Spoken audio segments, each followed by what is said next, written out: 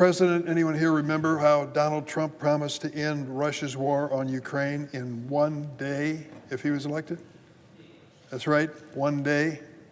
Well, we're 73 days into his term with Russia still raining death and destruction upon the people of Ukraine. And instead of ending the war, Donald Trump has alienated and bullied our allies around the world, our allies. He insulted and blackmailed Ukrainian President Zelensky, who has led Ukrainians fighting bravely for more than 3 years. 46,000 Ukrainians have died in defense of their country.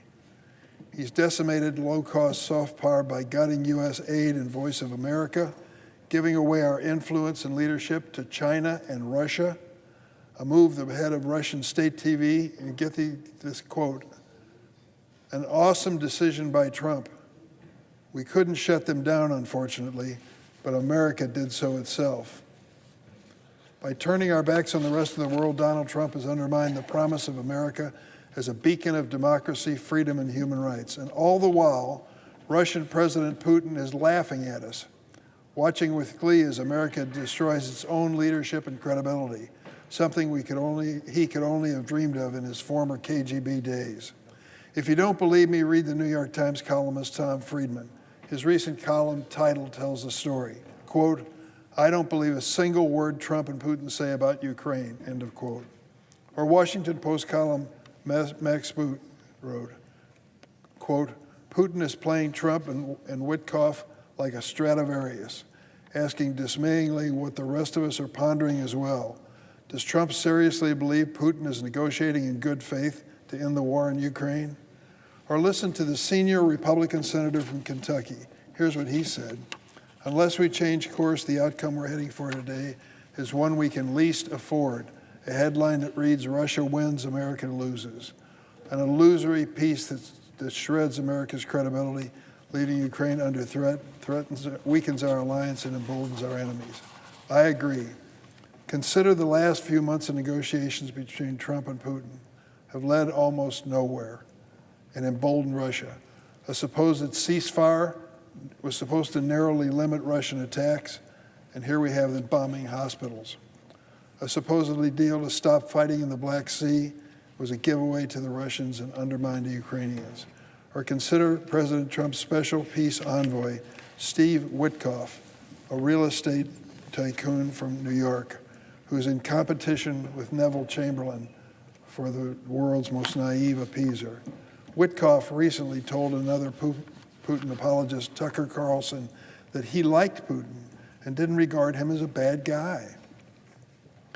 That same Witkoff groveled over Putin's obviously manipulative portrait gift to Trump, and he said those forced at gunpoint in occupied eastern Ukraine to vote in a sham referendum actually really wanted to be part of Russia.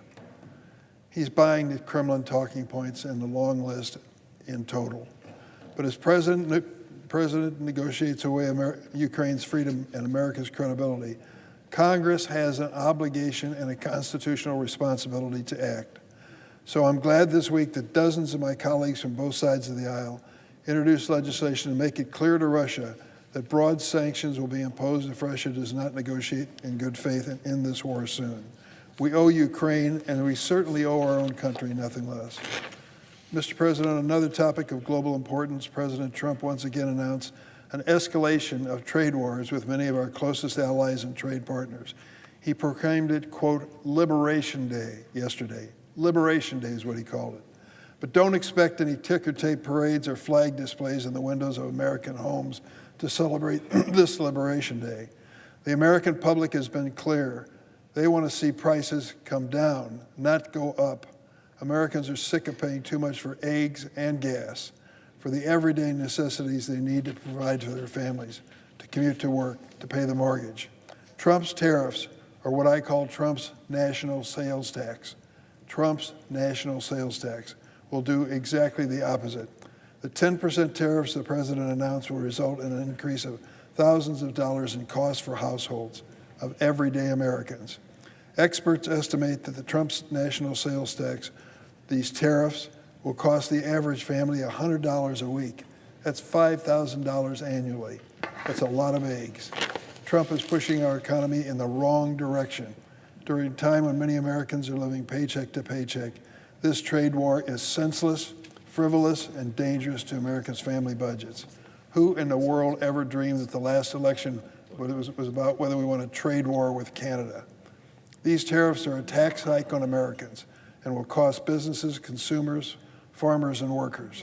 If Trump were less focused on annexing Canada and Greenland and Panama and God knows who else, and raising revenue to pay for billionaire tax cuts, he'd clearly see that the American people ardently disagree with his so-called Liberation Day.